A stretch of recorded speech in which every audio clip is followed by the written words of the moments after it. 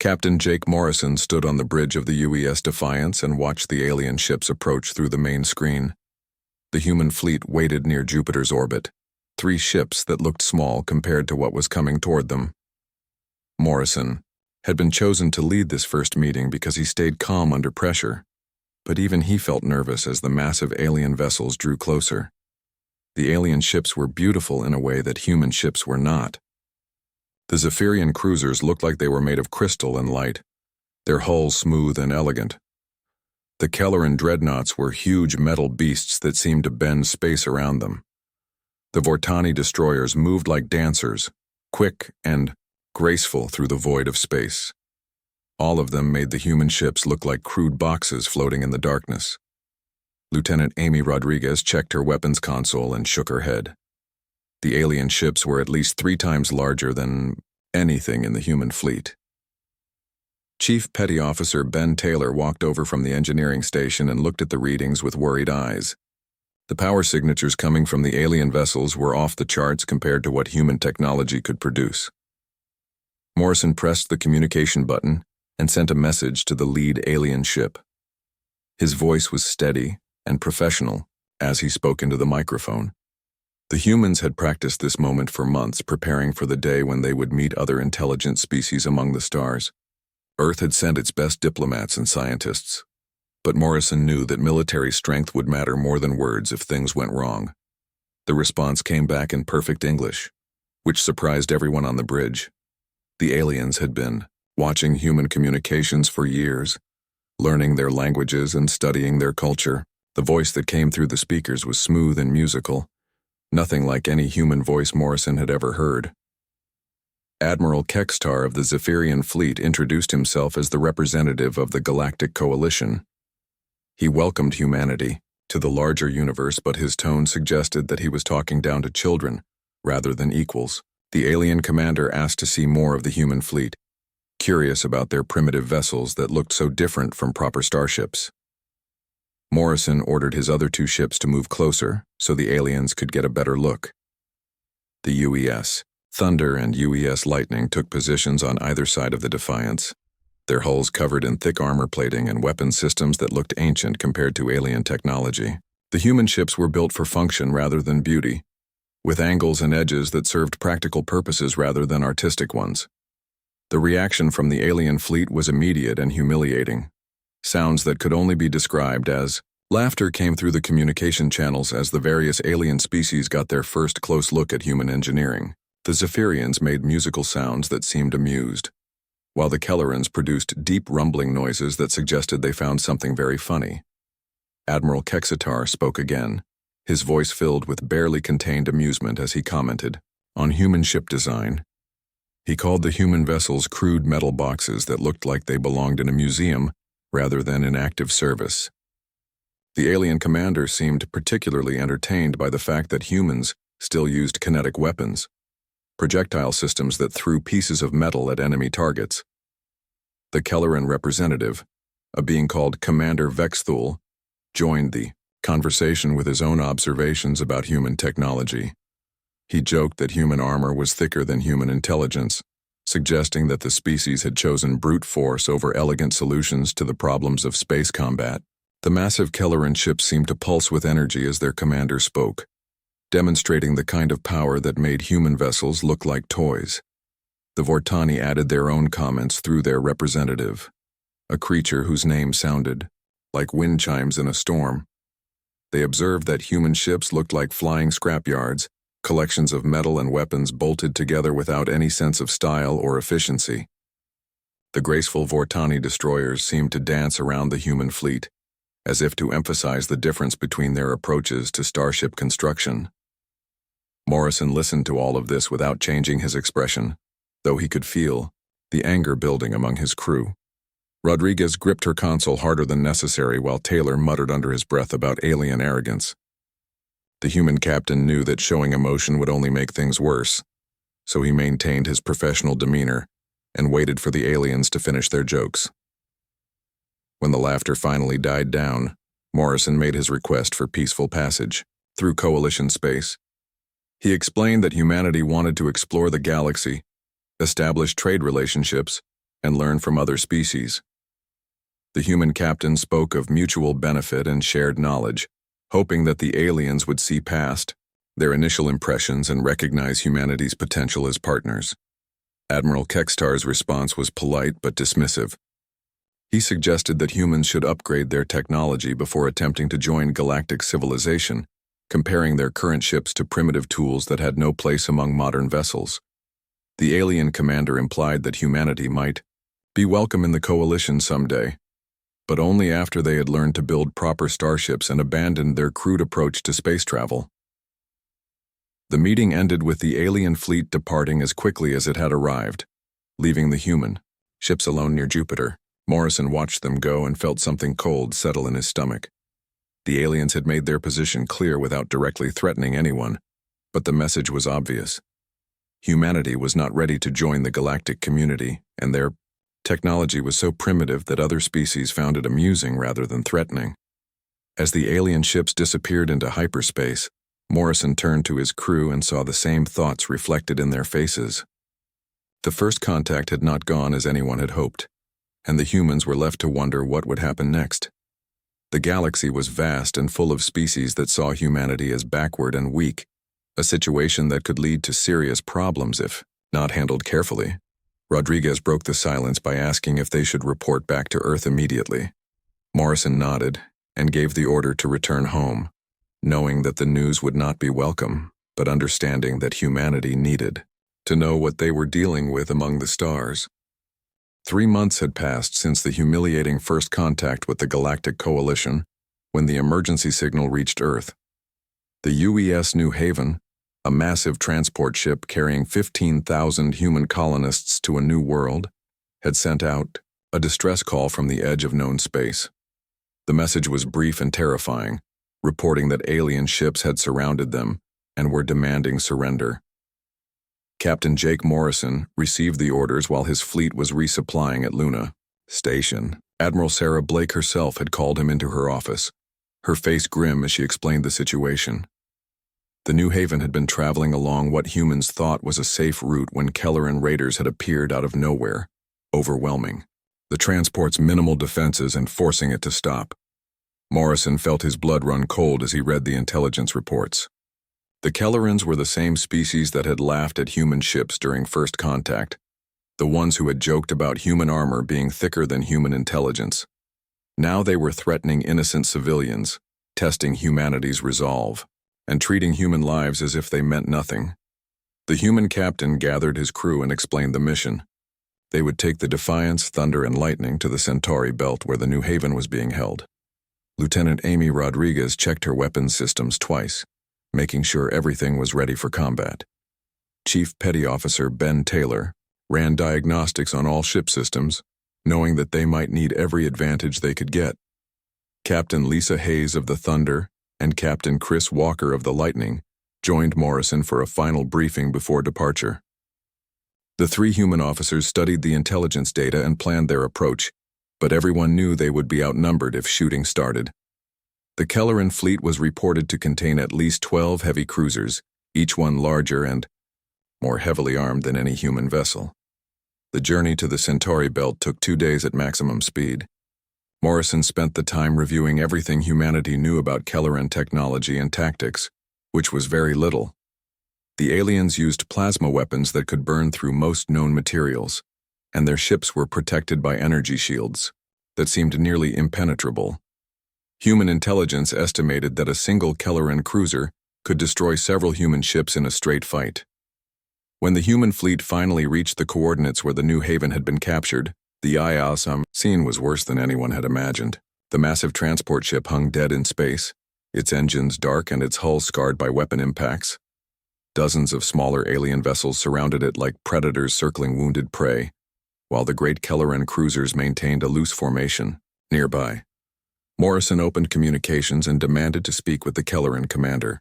The response came quickly, as if the aliens had been expecting human ships to arrive. Commander Vexathul appeared on the main screen, his alien features twisted into what might have been amusement. The Kelleran's skin was dark and rough, and his eyes held the kind of cruelty that came from viewing other species as property rather than people.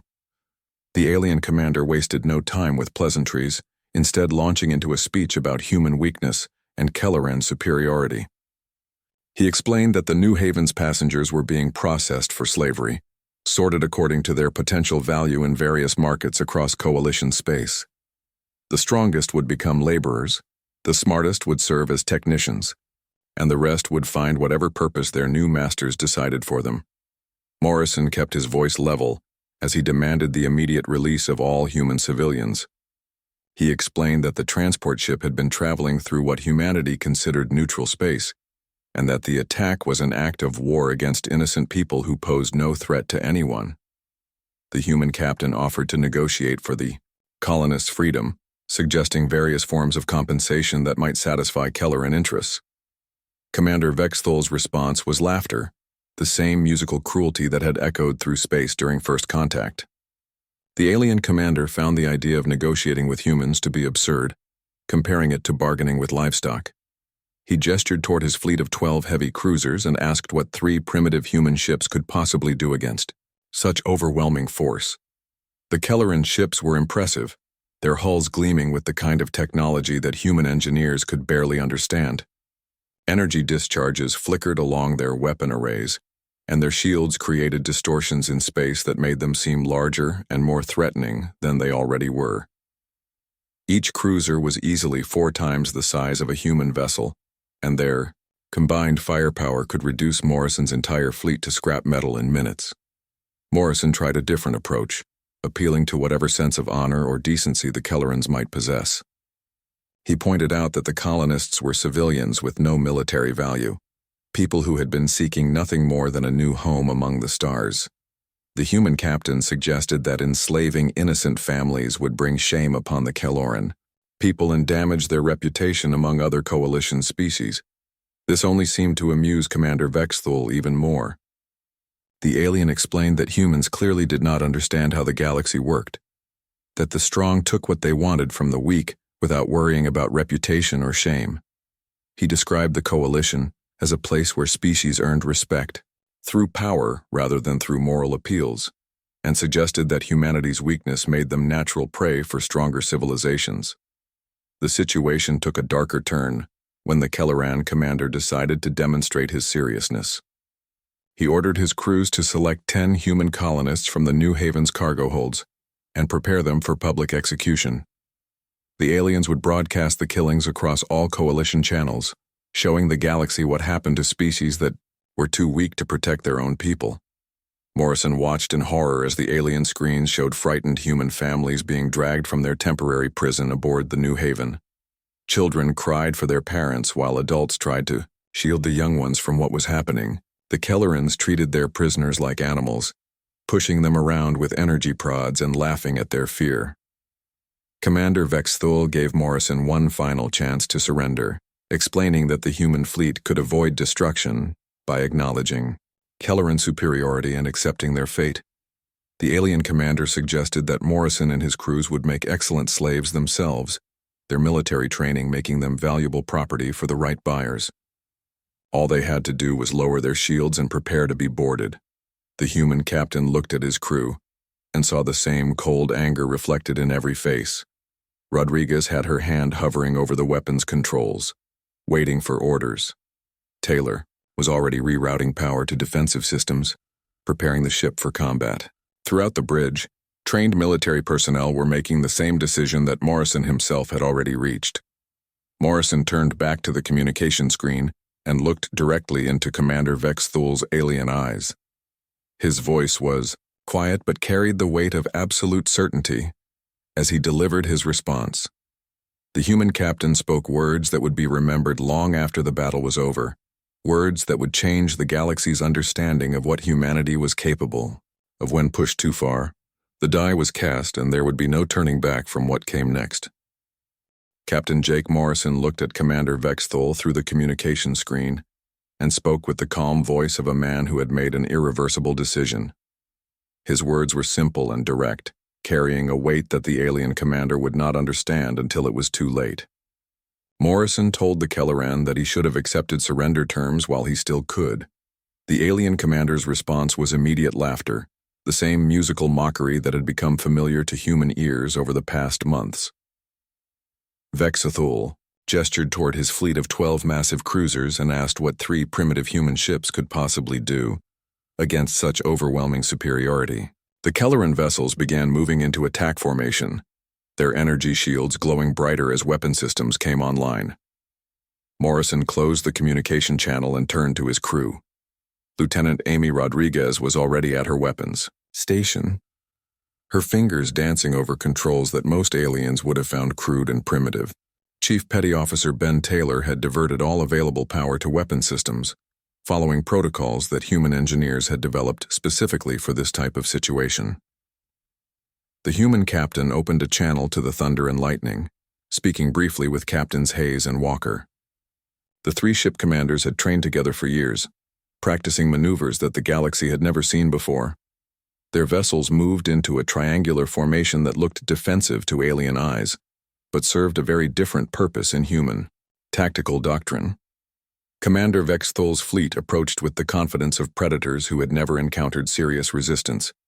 The Kelleran cruisers maintained their standard formation, energy shields at maximum power and plasma weapons charging for what they expected to be a brief demonstration of superior firepower. The aliens had no reason to believe that this engagement would be different from countless others against primitive species. The first shot of the battle came from the UES Defiance. What happened next would be discussed in alien military academies for generations to come. The human ship's main weapon, which had appeared to be nothing more than a primitive kinetic cannon, revealed its true nature as a railgun capable of accelerating projectiles to significant fractions of light speed.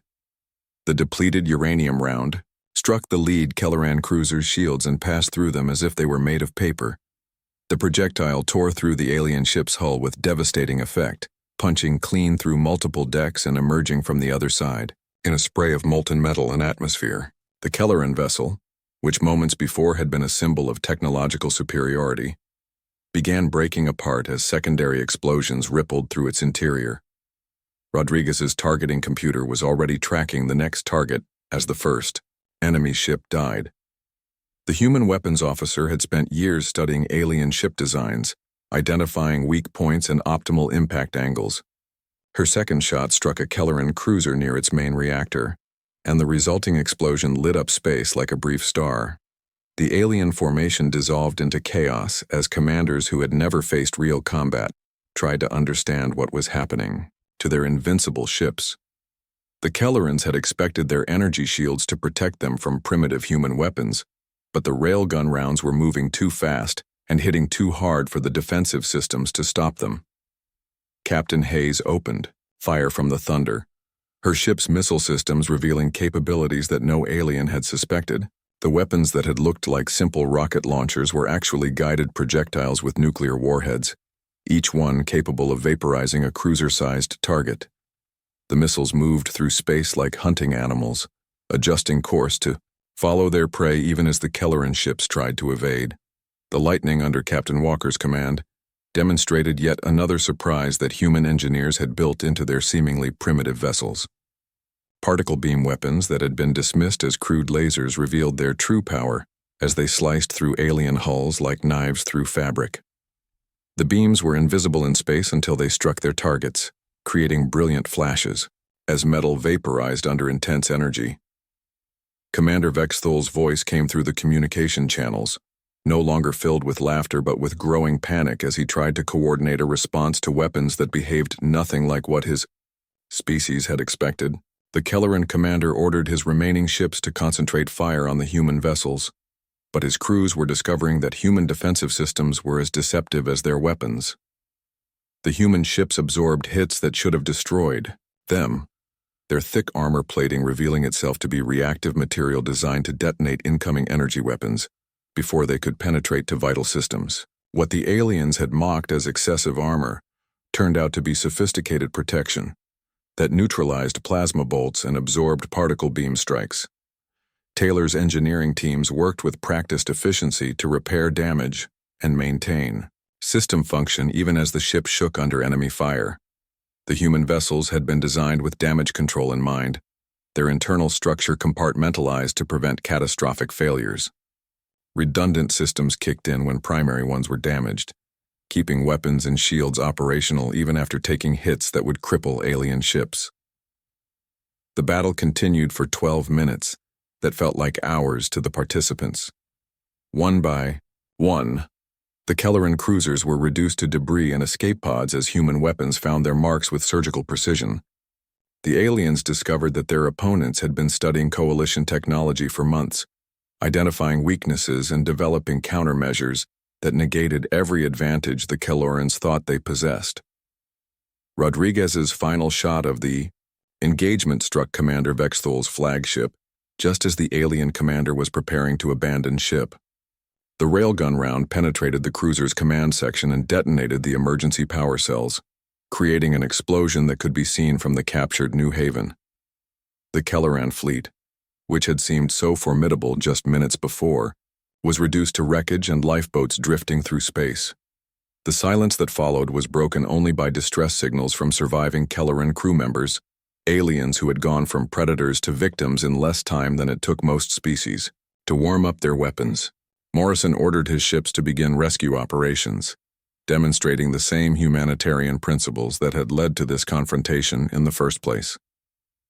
Commander Vexthol's voice came through the emergency channels, broadcast from his escape pod as he drifted among the wreckage of his fleet.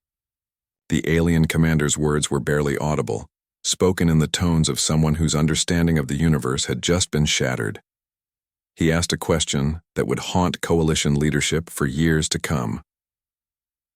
The Kelleran commander wanted to know what kind of species built ships for the sole purpose of destroying other ships. His voice carried the horror of someone who had finally understood that humanity approached the problem of space combat from a fundamentally different perspective than any other known civilization. Morrison opened a channel to the New Haven and confirmed that the transport ship's crew and passengers were safe. The colonists had watched the entire battle through the ship's observation ports, seeing their rescuers demonstrate capabilities that no one had suspected existed. The human captain ordered boarding parties to secure the alien raider base and ensure that no other prisoners were being held there. As the immediate crisis passed, Morrison found himself looking at the debris field that had once been a powerful alien fleet.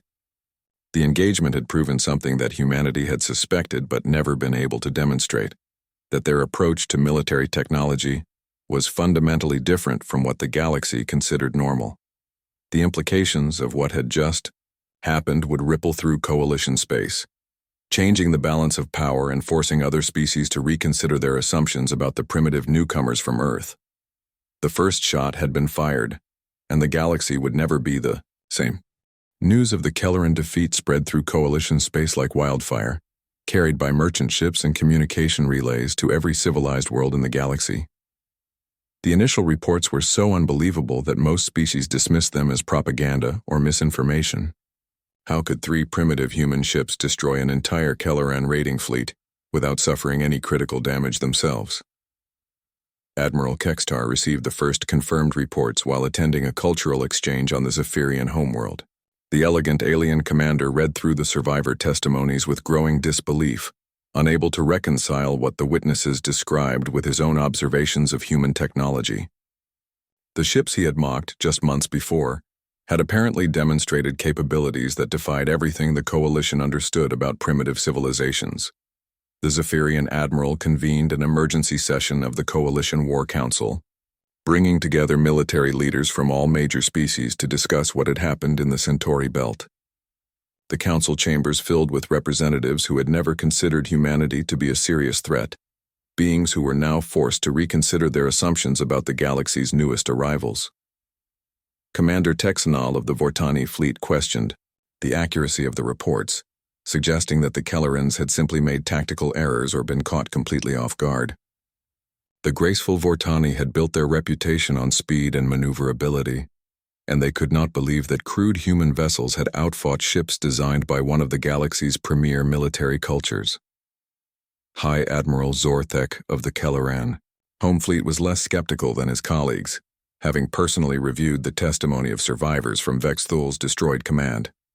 The massive alien warrior explained that his people were excellent fighters, who did not make the kind of mistakes that would lead to total defeat against inferior opponents. something had gone very wrong with the Coalition's assessment of human capabilities. The debate continued for hours as the Council tried to understand what had really happened during the engagement. Some representatives suggested that the humans had somehow acquired advanced weapons from another source, perhaps a rogue faction within Coalition space that wanted to destabilize the existing order. Others proposed that the reports were exaggerated, and that the Kelleran defeat was not as complete as it appeared. Admiral Kextar finally called for order and presented his own analysis of the situation. The Zephyrian commander had been studying human technology since first contact, and he had begun to suspect that their primitive appearance might be deliberately misleading. The humans had shown signs of sophisticated thinking during their initial meeting, and their ship designs might serve purposes that more advanced species had not recognized. The Council reached a consensus that humanity needed to be dealt with before they could become a larger threat to galactic stability. A military response would demonstrate Coalition strength, while putting the upstart humans in their proper place as junior members of civilized space. The decision was made to assemble a proper task force that would blockade the Sol system and force humanity's unconditional surrender. Fleet Admiral Yorthak was chosen to command the Coalition response force, bringing together 60 ships from multiple species under unified command. The veteran Zephyrian officer had fought in the last major galactic conflict 20 years earlier, and his experience with large fleet operations made him the obvious choice for such an important mission. Meanwhile, humanity had not been idle since the rescue of the New Haven. Captain Morrison, recently promoted to admiral, worked closely with Earth's military leadership to prepare for the inevitable Coalition response. General Kate Phillips coordinated the planet's defenses while industrial facilities across the solar system began producing warships at an unprecedented rate. The human approach to manufacturing proved ideally suited for wartime production, where alien cultures built ships as individual works of art. Humans had developed mass production techniques that could turn out identical vessels in a fraction of the time. Assembly lines that had once produced civilian spacecraft were retooled to create dedicated warships designed for one purpose. Dr. Sam Rogers led a team of scientists studying captured Kelleran technology from the battle in the Centauri Belt. The human researcher made several disturbing discoveries about Coalition military doctrine, findings that would prove crucial in the coming conflict. The aliens had apparently been at peace for so long that they had forgotten how to wage real war. Coalition weapons were designed for police actions against pirates or brief skirmishes between rival factions, not sustained campaigns against peer adversaries. Their ships prioritized comfort and efficiency over survivability, and their tactics assumed that enemies would surrender after suffering moderate losses. The entire galactic military structure was built around the concept of limited conflict, rather than total war. Human military philosophy was fundamentally different, shaped by centuries of conflict on Earth and the understanding that survival sometimes required the complete destruction of enemy forces. Every human warship was designed with combat as its primary function, equipped with weapons and defenses that existed solely to kill other ships and survive being shot at. Admiral Morrison studied intelligence reports about the Coalition task force as it assembled in neutral space, noting the mixture of ship types and command structures that would have to work together under combat conditions. The human commander recognized several potential weaknesses in the alien formation, vulnerabilities that could be exploited by forces that understood the true nature of space warfare. The Coalition fleet that finally approached Sul was impressive. By any standard, 60 warships representing the best that galactic civilization had to offer. Zephyrian cruisers with their elegant energy weapons, Kelleran dreadnoughts seeking revenge for their defeated comrades, Vortani destroyers ready to dance through combat, and vessels from a dozen other species all convinced of their technological superiority. Fleet Admiral Yorthak expected to find a frightened primitive civilization ready to capitulate, rather than face the combined might of the galaxy's military powers. The Coalition commander had studied human psychology and believed that the species would recognize the futility of resistance when confronted with such overwhelming force. Instead, the aliens discovered that the Sol system was defended by over 200 human warships supported by orbital defense platforms and mobile fleet bases. The primitive species that had been laughed at during first contact had somehow produced a military force that rivaled anything the coalition could field, and they showed no signs of backing down from the confrontation, Admiral Morrison broadcast, a simple message to the approaching coalition fleet, his words carrying the same calm certainty that had marked humanity's response to every alien challenge. The human commander explained that the Sol system was under the protection of Earth's military forces, and that any hostile action would be met with appropriate response. Fleet Admiral Yorthak replied with the standard demands for unconditional surrender, confident that his superior numbers and advanced technology would force human compliance. The alien commander had fought against primitive species before, and they had always recognized the wisdom of submission when faced with hopeless odds. Morrison's response would become famous throughout the galaxy, words that defined humanity's place in the new order that was about to emerge from the coming battle. The human admiral simply stated that there were no surrender terms, that the coalition had come to Sol to destroy humanity, and that humans did not negotiate with species that attempted genocide. The stage was set for a confrontation that would reshape galactic politics and establish new rules for how civilized species interacted with each other. The coalition had come expecting easy victory over a primitive opponent, but they were about to discover that humans had very different ideas about how wars should be fought. The Battle of Sol began at dawn on Earth's eastern hemisphere, though dawn and dusk meant nothing in the void where two fleets prepared to test their strength against each other. Fleet Admiral Yorthak ordered his coalition forces into the standard attack formation that had served galactic militaries for centuries, confident that superior numbers and technology would carry the day against primitive human resistance. The coalition fleet advanced through the outer solar system with 60 warships, representing the best that civilized space had to offer. Zephyrian cruisers led the formation with their elegant energy weapons, while Kelleran dreadnoughts followed close behind seeking revenge for their destroyed comrades. Vortani destroyers danced on the flanks, ready to exploit any weakness in human defenses. Admiral Morrison watched the enemy approach from the bridge of his flagship, surrounded by 200 human warships that had been built for one purpose. The vessels around him carried no diplomatic equipment or scientific instruments, no quarters for civilian passengers or cargo holds for trade goods. Every system aboard every ship had been designed to destroy other vessels and survive the attempt.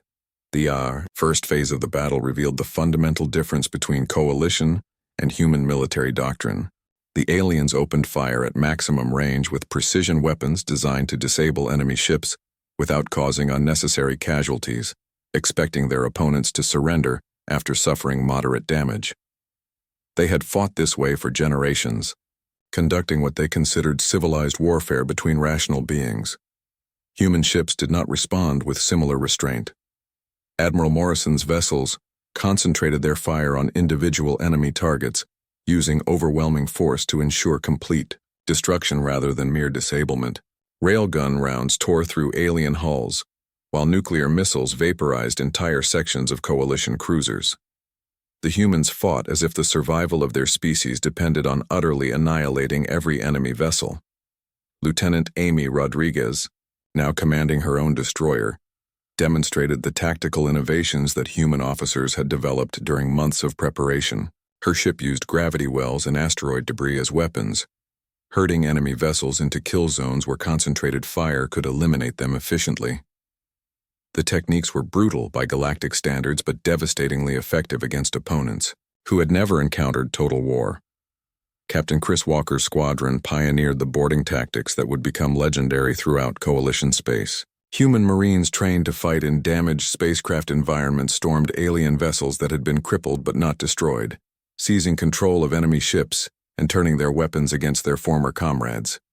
The concept of hand-to-hand combat inside starships horrified alien observers who had never imagined such primitive brutality. Chief Engineer Ben Taylor's innovations in field repair and resource utilization allowed human fleets to maintain combat effectiveness far longer than coalition forces had thought possible. Human ships carried everything they needed for extended campaigns. Their crews trained to fabricate replacement parts from raw materials and perform major repairs without returning to base. The aliens discovered that cutting human supply lines was nearly impossible. The second day of battle brought cyber warfare and electronic attacks that the Coalition had never anticipated from a primitive species. Human hackers penetrated alien computer systems and turned defensive networks against their creators, while electromagnetic pulse weapons fried enemy electronics and left sophisticated alien ships helpless in space. The technological superiority that the Coalition had counted on became a liability when their complex systems were turned against them. Fleet Admiral Yorthak found himself commanding a shrinking force of increasingly desperate survivors as human tactics proved more effective than anything in Coalition experience. The alien commander had expected to fight a civilized engagement with clear rules and limited objectives, but his opponent seemed intent on completely destroying every enemy vessel rather than accepting surrender. The psychological warfare that humans employed during the battle was perhaps even more effective than their physical weapons. Radio broadcasts in multiple alien languages described the fate awaiting Coalition survivors, while promising swift death for those who continued fighting. The humans made it clear that they viewed this not as a limited military action, but as an attempt at genocide that would be met with appropriate response. Captain Lisa Hayes, commanding a squadron of heavy cruisers, pioneered the use of biological weapons that targeted specific alien physiologies without affecting humans. The techniques were considered war crimes by Coalition standards, but the humans argued that species attempting genocide had forfeited any claim to civilized treatment. The moral implications would be debated in galactic courts for years to come. The third and final day of battle saw the complete collapse of Coalition resistance, as the last enemy ships were either destroyed or forced to surrender. Fleet Admiral Yorthak, his flagship crippled and his fleet reduced to scattered survivors, finally contacted Admiral Morrison to discuss terms for ending the slaughter. Morrison's response defined humanity's new position in galactic politics and established the rules by which future conflicts would be conducted. The human admiral stated clearly that there were no surrender terms, that the Coalition had come to Sol with the intent of destroying humanity, and that humans did not negotiate with species that attempted genocide. The aftermath of the battle sent shockwaves through every civilized world in the galaxy, as species that had never known defeat tried to understand what had happened to their invincible fleets.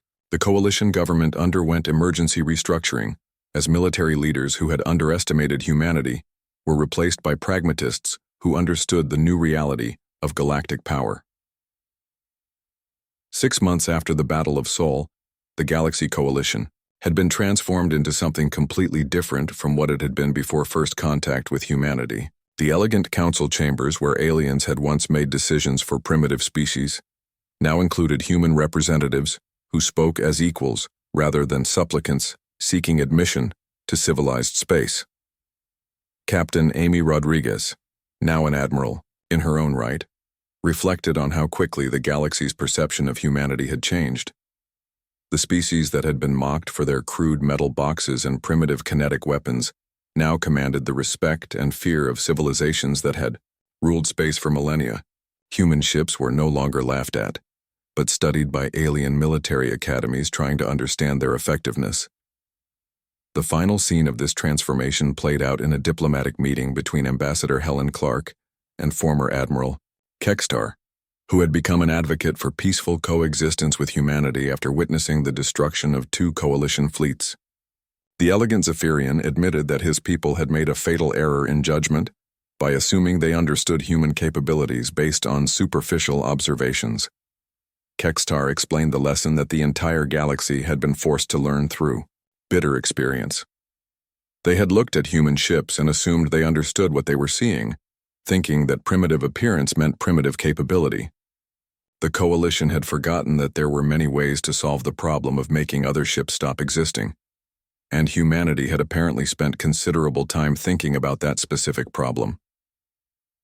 The conversation ended with humanity beginning to share some of their defensive technologies with former Coalition species, while keeping their most devastating weapons capabilities classified. The galaxy had learned that humans might laugh at themselves, but it was unwise for others to laugh at human ships, because those vessels had been built by a species that took the business of war very seriously. The new galactic order that emerged from the ashes of Coalition arrogance was more stable and peaceful than what had come before. built on mutual respect rather than assumptions about technological superiority. Humanity had earned their place among the stars not through diplomacy or cultural exchange, but by demonstrating that some species were better left as friends rather than enemies. And in the depths of space, human shipyards continued their work, building vessels that looked crude and primitive to alien eyes but carried the promise of swift destruction for anyone foolish enough to test humanity's resolve again.